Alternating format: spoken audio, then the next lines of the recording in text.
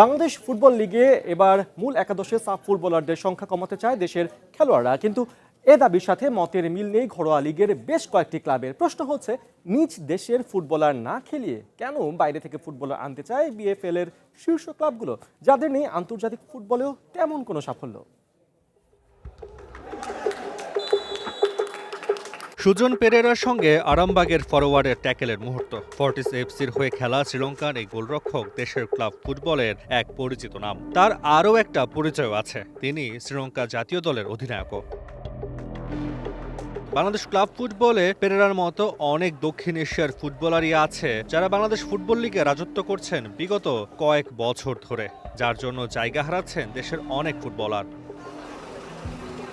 যার খুবই 15 মার্চ বাফুফে ভবনে স্মারকলিপি জমা দেন ঘরোয়া লিগের এক ঝাঁক ফুটবলার। 6 দফা সেই স্মারকলিপির মূল বক্তব্যই থাকে সাব ফুটবলারদের আধিপত্য কমানো। ফুটবলারদের প্রতিবাদের পরেই অনুসন্ধানে নামে ওয়ান স্পোর্টস। জানা যায় এই ক্ষোভের মূলে আছে খেলার সুযোগ না পাওয়া, কারণ ফুটবলাররা চাইলেও অনেক ক্লাবই তাদের পরিবর্তে সাবভুক্ত দেশগুলোর খেলোয়াড় খেলাতে বেশি আগ্রহী।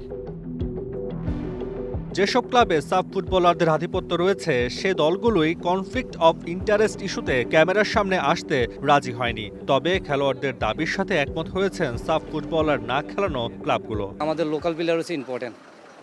এখন যে সব কিছু আপনার যদি সাপের যেগুলো কোটা দিয়ে দিছে, মানে লোকাল দিয়ে দিছে, এগুলো যদি বন্ধ করে দেয় তাহলে আমাদের দেশি প্লেয়াররা আরও বেশি সুযোগ পাবে। সাপের প্লেয়ার যখনই আমি খেলাইতে যাব তখন তো আমার দেশি প্লেয়ারদের সর্বনাশ হয়ে যাচ্ছে, কিন্তু সাপের প্লেয়ার না খেলানোর জন্য আমরা পক্ষপাতী। এরকম শত শত ফুটবলার স্বপ্ন দেখে একদিন খেলবে জাতীয় দলের হয়ে, কিন্তু সেই স্বপ্নে প্রধান বাধা হয়ে দাঁড়িয়েছে বাংলাদেশ ফুটবল লিগের সাফ কোটা। কারণ সেই লিগের দলগুলো যদি চায় তাদের একাদশে 8 জন পর্যন্ত রাখতে পারবে সাফ দলের খেলোয়াড়দের, অর্থাৎ মূল একাদশের 3 জন ফরেনার কোটা এবং 8 জন সাফ কোটায় খেলতে পারবে। তাহলে দেশীয় ফুটবলারদের সুযোগটা কোথায়?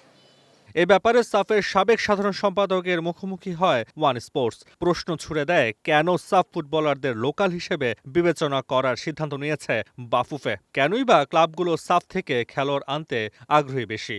ক্লাব টাকা দিতে হয়, পেমেন্ট করতে হয়, সেখানে বাইরের যে প্লেয়ার যারা যে স্ট্যান্ডার্ড প্লেয়ার আনে তারা, এবং বাংলাদেশের যে স্ট্যান্ডার্ড প্লেয়ার সমসাময়িক মোটামুটি সমসাময়িক প্লেয়ার যদি আনে তাদের কস্ট, টাকা দেওয়া কস্ট অনেক কম হয়, অনেক কম হয়, এবং সেটা অনেক তার সেভিং করে। বাংলাদেশের প্লেয়াররা is more expensive than those players. Unlimited করে দিয়েছে, এটাকে একটা আমার মনে হয় যে একটা কোটা সিস্টেম করে দিতে পারে, যেটা হচ্ছে ধর 2টা কি 3টা প্লেয়ার সাফের প্লেয়ার লোকাল হিসেবে খেলতে পারবে ম্যাক্সিমাম। ওই স্ট্রাইকারগুলো দেখবেন সব ফরেন প্লেয়ার খেলে, তাতে হচ্ছে কি আমাদের জাতীয় দলের প্লেয়ারও, জাতীয় দলে যারা খেলে স্ট্রাইকাররা, তারাও সে সুযোগ পাচ্ছে না। সাফের অন্তর্গত ফুটবলারদের লোকাল হিসেবে বিবেচনা করার প্রেক্ষাপটে আন্দোলনে দেশের ফুটবলাররা। তবে কি রহমত আলামিনদের দাবি মেনে নেবে ফুটবল ফেডারেশন? বাফুফের পেশাদার লীগ কমিটির কো চেয়ারম্যান অবশ্য পরিস্থিতি আরও যাচাইয়ের পক্ষপাতী। না, অ্যাকচুয়ালি আপনি দেখেন সাফের প্লেয়ার কিন্তু আবহনীতে নাই, মোহামেডানে নাই, বসুন্ধরায় নাই। সাপের প্লেয়ার আর এত প্লেয়ারদের ভিতরে সাপের প্লেয়ার মাত্র 10 জন, মেবি 10 জনের বেশি হবে না। তো সেক্ষেত্রে আমাদের সাপের ফুটবলারদের জন্য বাংলাদেশের ফুটবলারদের কন্ট্রাক্ট মানি কমে যাবে, আমার তা মনে হয় না। দেশের ফুটবল এগিয়েছে, সামনে আরও এগোবে। বংশোদ্ভূত ফুটবলারদের আধিপত্যে এরই মধ্যে জাতীয় দলে সুযোগ পাওয়া হয়ে গেছে চ্যালেঞ্জিং। এবার সাবভুক্ত প্লেয়ারদের জন্য ঘরোয়া ফুটবলে মাঠে নামা হয়ে দাঁড়িয়েছে অনেক কঠিন। ফলে ঘরোয়া লিগ থেকে জাতীয় দলে খেলার স্বপ্নটা এখন অনেকটাই ফিকে হয়ে যাচ্ছে খেলোয়াড়দের। দেশের শীর্ষ লিগে যদি নিজেদের প্রমাণের সুযোগ না মেলে কোথায় যাবে ফুটবলারদের ভবিষ্যৎ? সে প্রশ্নই বাফুফের কাছে করছেন ফুটবলাররা। তাসওয়ান নাফি, ওয়ান স্পোর্টস, ঢাকা।